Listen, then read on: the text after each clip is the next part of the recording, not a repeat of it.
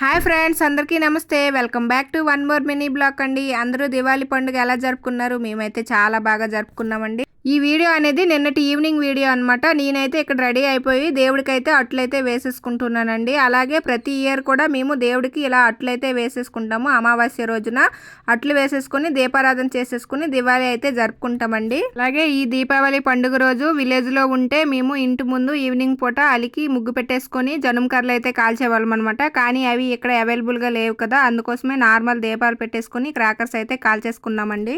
అలాగే ఈ దీపావళి పండుగ మీరు ఎలా జరుపుకున్నారో కామెంట్ చేయడం మాత్రం మర్చిపోవద్దు. ఇక్కడ మా పిల్లలు చూసారా, ఫుల్ ఖుషి అయిపోయాయి అనమాట. క్రాకర్స్ అయితే కాల్చేసుకుంటున్నారు. అలాగే బయటికి వెళ్ళి కూడా కొంచెం పెద్ద క్రాకర్స్ అయితే కాల్చేసుకున్నాము.